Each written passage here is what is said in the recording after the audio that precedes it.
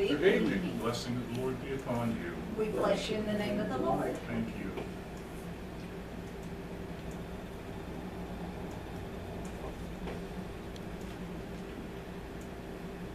I'm going to be looking at a lesson tonight, really reflecting on Psalm 19, verse 1, but I've got for the scripture reading 2 Corinthians chapter 10, verses 3 through 5.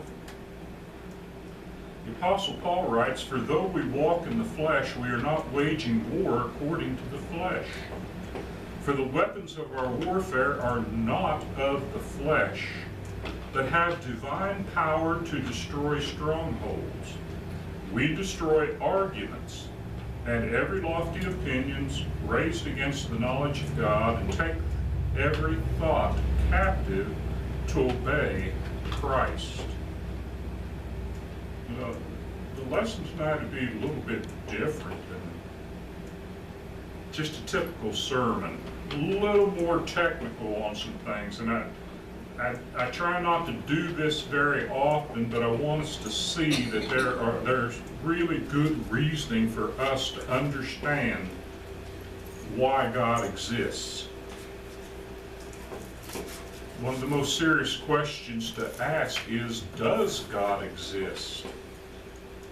Many men over the centuries have searched for the answer to this question, and the fruit of their labor helps us to have a better understanding of the proofs of God's existence. So what we want to do tonight is look at three of the most consequential philosophical arguments for the existence of God. So listen, it's not going to be deep, it's just going to be a quick, I don't know about quick, but an overview of these things so that we can understand that there's a history of thought about this, that you know, when scholarly people who claim to be scientific say that, oh, if you believe in God, that's just superstition, that's just fairy tale stuff. You've got to understand some of the greatest scholarly minds of human existence for many centuries have been people who believed in God and used their belief in God to make great strides in science and in studies. So we want to keep that in mind. But we start with the Psalms. The psalmist, Psalm 19, verse 1, says, "The heavens declare the glory of God, and the sky above proclaims his handiwork." You don't even have to go to men. You can just go to nature. You can go to the world around us and see that God exists. For centuries, the foundation of the Western world rested in the validity of God's special revelation. That's the scriptures. Men didn't understand the scripture in the sky and the scripture in the universe, or the evidence that's there in the sky and in the universe. But as the way of the fallen world goes, the Bible was rejected, the Bible has been scorned, but yet the evidence of God is still there, and it's all around us. Skeptics demanded evidence for God outside of the Bible and the church, and if you ever read about, studied about, even watched the movie about the Scopes Bible, the Scopes monkey trial, okay, which the movie does not, from what I understand, truly portray what happened at that time, but it gives us a little bit of a hint to what it is, and it was a fundamentalism that existed in religion that said, I've got the Bible, I believe the Bible, and that's all I have to do. I don't have to prove to you, right? Which, that can be all right, but if you really want to be able to express it and have a deeper faith, you show how that there's evidence all around us that God exists. The Bible is true, but it's not a book of fairy tales. The evidence is there. Scientific empiricism became the world's norm for discussing reality. Empiricism teaches that knowledge can only be gained, if at all, by experience. For example, only those things that can be tested by the five senses. You can't see it, smell it, taste it, hear it, touch it. Did I get all five? Did I get them right? then you can't say, well, that's real. But we know that there are things that are real that we can't really see, right? Can you see love? Well, love's just a chemical reaction. Yeah, but wait a minute. Love is real, and you can't see it, but you can know that love is there. There are just things like that. Well, since God cannot be examined in a laboratory, right? We'd agree with that. Scholarly believers turn to prove the existence of God on the skeptic's terms, apart from the Scriptures. And that was a great thing. All right, you won't believe the evidence from the Scriptures. We'll prove it apart from the Scriptures. We'll take what you're saying and we'll prove it on your terms that God exists. And in the 13th century, a man named Thomas Aquinas took up the challenge. And he postulated 5 ways to demonstrate the existence of God apart from the Bible. Now understand, we're not denigrating the Bible, but we're showing that, hey, a scholarly person says the Bible's just fairy tales. Well, okay, is science fairy tale? Probably not, okay? But here are his 5 arguments. Number 1, an argument for motion.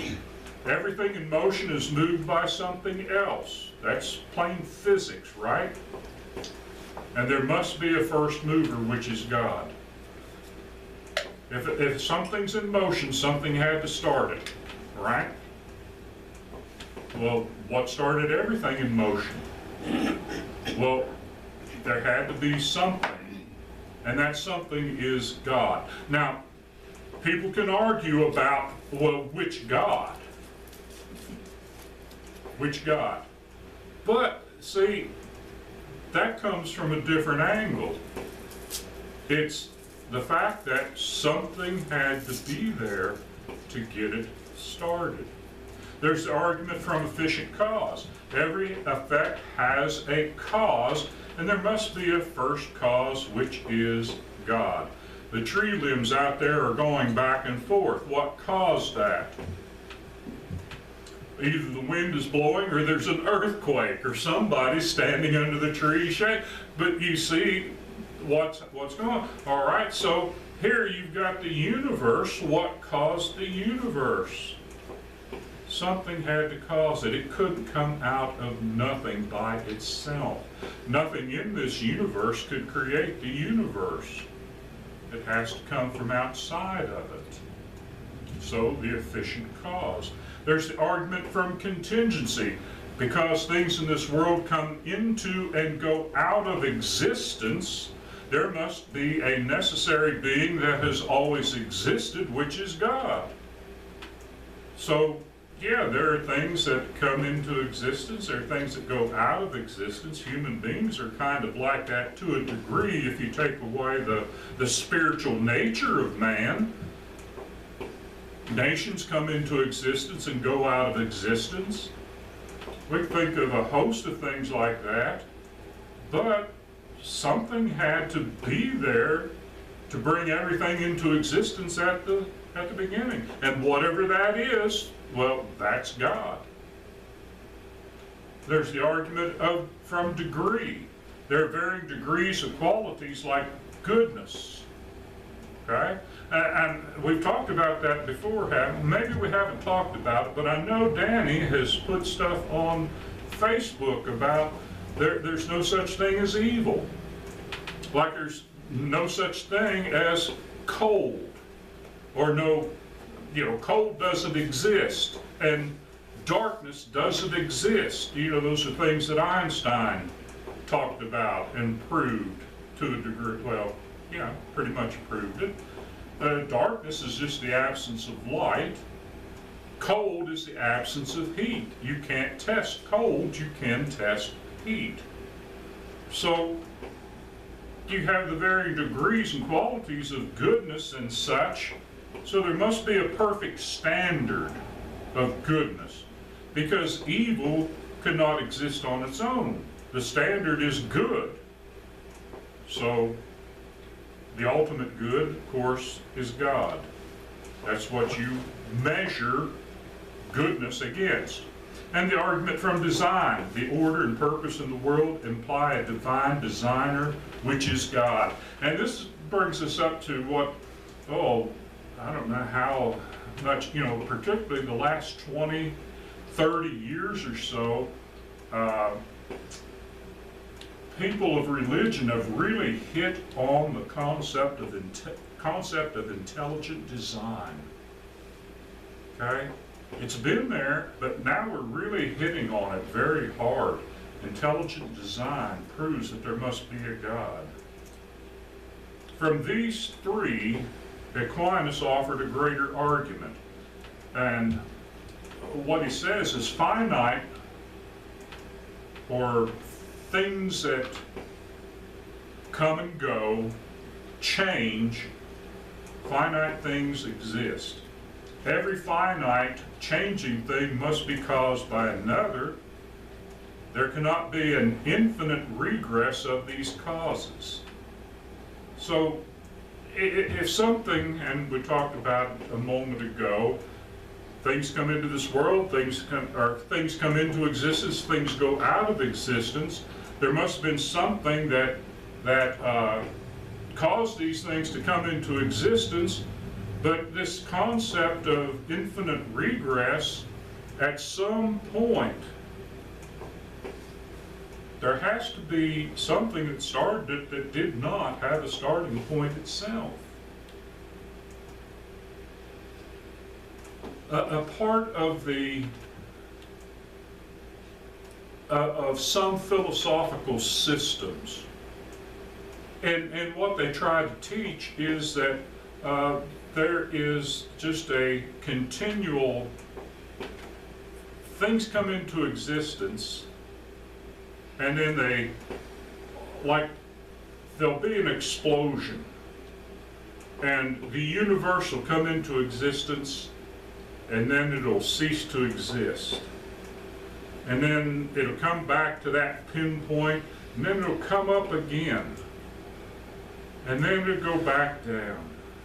And then it'll come up again. And we're just in one of those cycles where the universe is, and eventually, the universe, the scientists tell us that the universe is slowing down. It's getting bigger, but it's slowing down, and eventually it'll stop getting bigger, and it'll start to come back. And that's where they get this concept.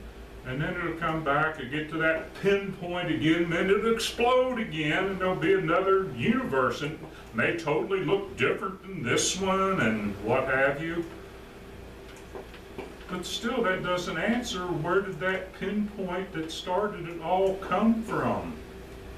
There cannot be an infinite regress. Therefore, there must be a first uncaused cause of every finite changing thing that exists. And Aquinas believed this proved the existence of God without using the Bible. This did not immediately prove the God of the Bible, but a creator. Since the fact of a creator is established in a non-believer, the next step is to show that the God of the Bible is that creator. And no other good idea or concept has ever come to us, come our way. Now, we're here, and it means someone put us here. In Psalm 19, verse 1, the heavens declare the glory of God, and the sky above proclaims his handiwork. We are without excuse if we deny the logical fact of the Creator. And we could say a Creator, but we say the Creator. There had to be someone who did it. Now, Psalm 139, verse 14, the psalmist here says, I praise you, for I am fearfully and wonderfully made. Wonderful are your works. My soul knows it very well. So simply examining our own bodies leads us to the conclusion that we are the product of an intelligent designer and a master builder. Think about this. The human skeletal system provides the body with support rivaled only by the toughest man-made materials. Pound for pound, bone is stronger than steel. Did you know that? Pound for pound, it's stronger. It takes a lot to break a bone. It really does. Think of a pounding that a body can take. Some of the car crashes that the NASCAR drivers go through. Think of, guys playing football and stuff, that put on all this shoulder pads and all these padding and stuff, and still, it takes a lot to break a bone. Where'd that come from? How did that develop? No electrical circuit, not even that of the world's fastest supercomputers, can compete with the human brain and the central nervous system. We got instant information right there. Boom. Now, sometimes it gets slowed down. Age.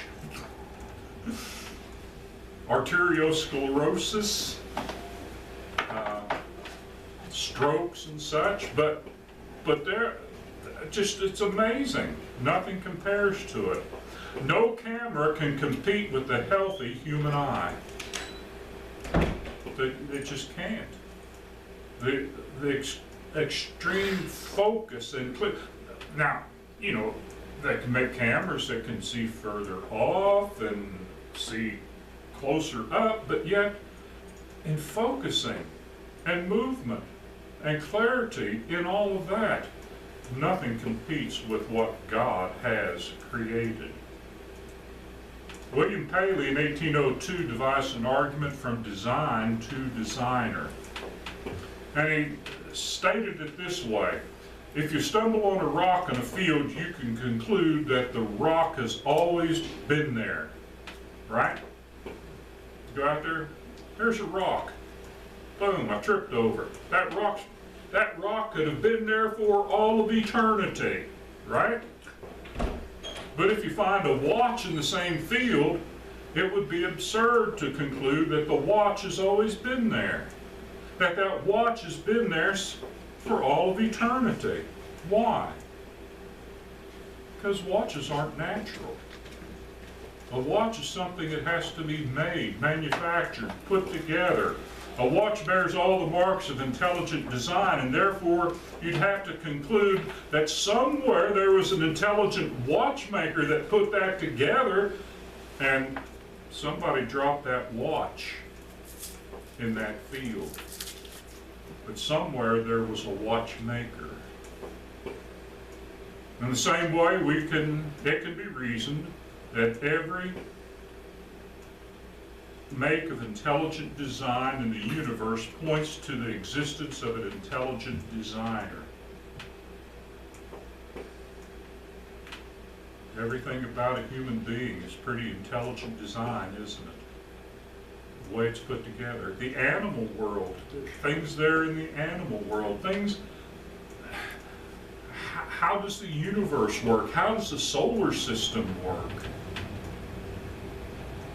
Intelligent design. The order and intelligent design of the universe demands a creator. Hebrews chapter 3 and verse 4, the Hebrew writer says, "For every house is built by someone, but the builder of all things his God. He built it. And the beautiful thing is, he built it for us to enjoy. Acts chapter 17, verse 27 through 28. Paul says, as he's preaching to and teaching the philosophers, he says that they should seek God and perhaps feel their way toward him and find him. Yet he's actually not far from each one of us.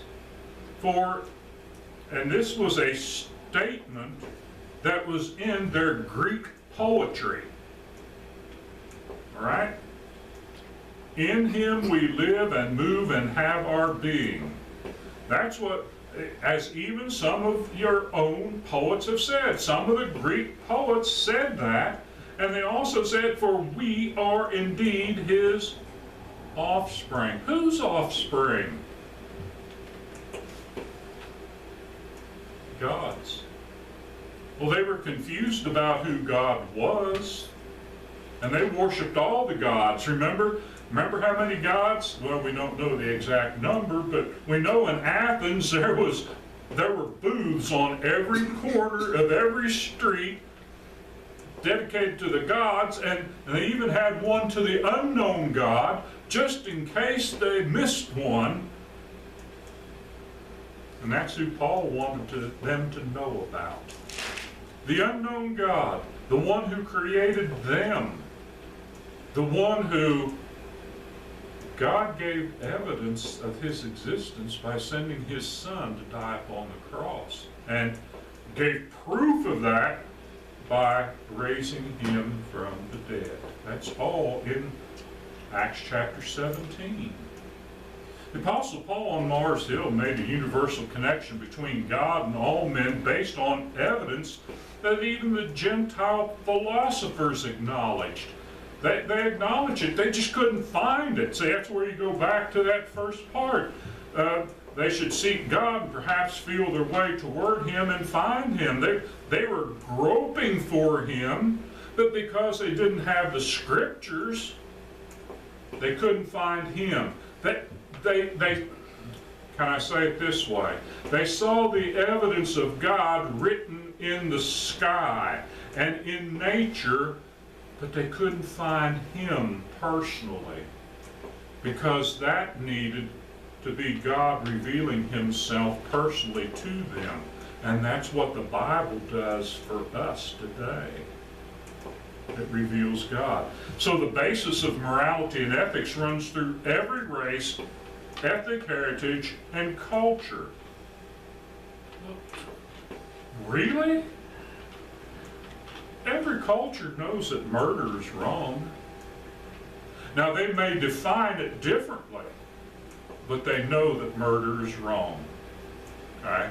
And what they might say is, well, it's wrong to murder someone of your own race or someone of your own village. It's all right to kill somebody else. That's not murder.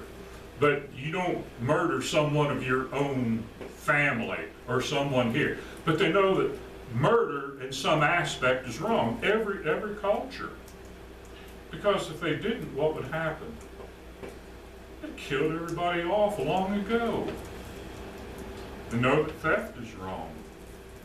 Maybe in varying degrees, but at some point they'll say, it's wrong. It's wrong to steal from somebody.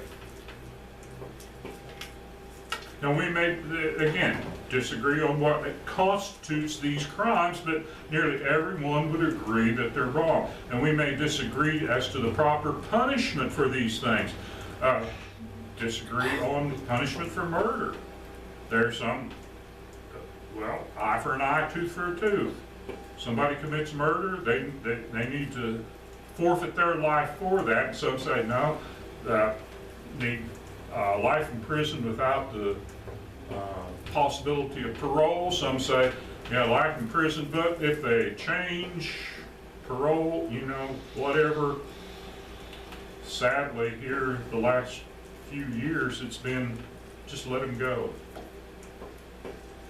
How terrible. No punishment at all.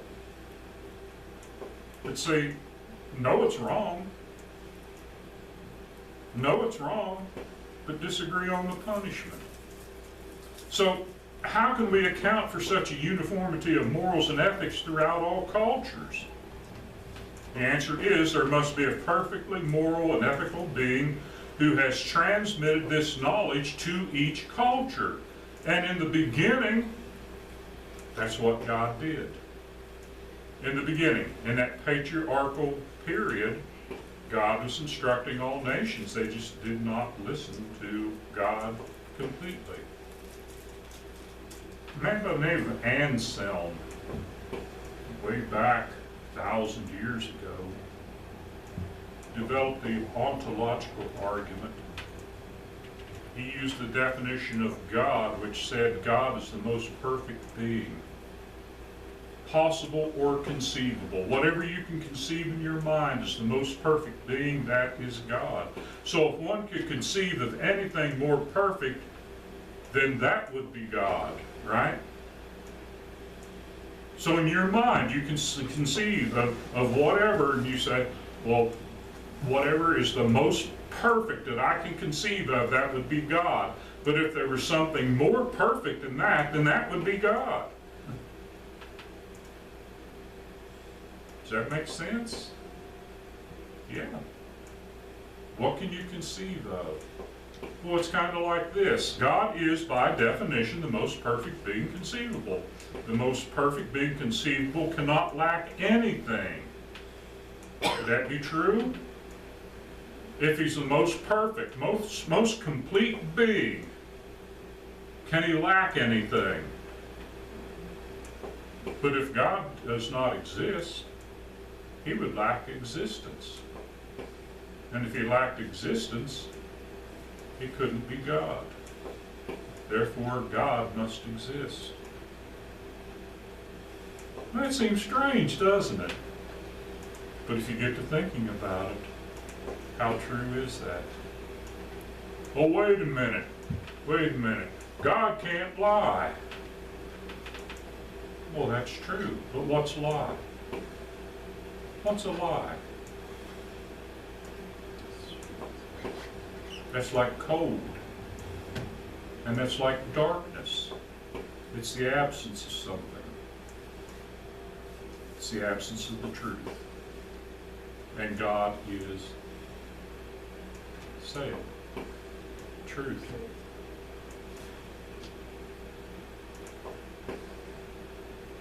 Perfect being. Only a perfectly moral, infinite being can have the right to command and to judge the finite universe. If God was finite, he could not judge the universe. Acts chapter 17, verse 28, for we are indeed his offspring. So if we are his offspring and he is a moral being, then guess what? Human beings are moral beings also. Now, people who deny God cannot adequately account for the uniformity of the moral code in mankind. This argument, they can't get away with it. Well, why is it wrong to murder someone if there is no God? If there's no God, the perfect moral being does not exist, then how can anybody say it's wrong to murder someone? That's just opinion after that. But yet, every culture says murder is wrong. They may disagree on the terminology, but they agree on the moral. Psalm 14, verse 1. The fool says in his heart, there is no God. They are corrupt. They do abominable deeds. There is none who does good. And that's superfluous language, isn't it? Right? There's none who does good, but who? That's what the fool is saying, right? The fool says in his heart there is no God. They are corrupt. The fool's corrupt. They do abominable deeds. Who does? The fool does. There's none who does good. Who? The fool. Right? They may occasionally do good things, occasionally, but they fail to meet God's standard of good. And that's where the problem exists. We know lots of good people,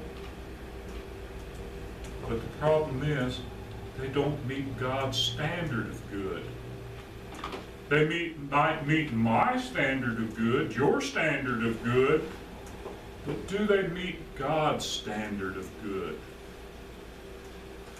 The evidence of God is everywhere around us. We can see Him through faith by hearing and believing the word of revelation. We can also see Him through reason by examining the universe and drawing the proper conclusions. Some of the things like I've talked about here this evening. But if we fail to see Him, it's because we have failed to honestly examine the proofs for His existence, the proofs for the existence of God. And that's where the fool comes in. He fails to examine the evidence. He just says, there's no God, and I'm not going to worry about it. I'm going to do what I want to do. So there, that's just skimming the surface. And I think every now and then we just need to skim the surface on this to kind of understand. So thank you for bearing with me this evening. As always, thank you for your time and your attention. If you have a need, please let your request be made known as we stand and sing the invitation song.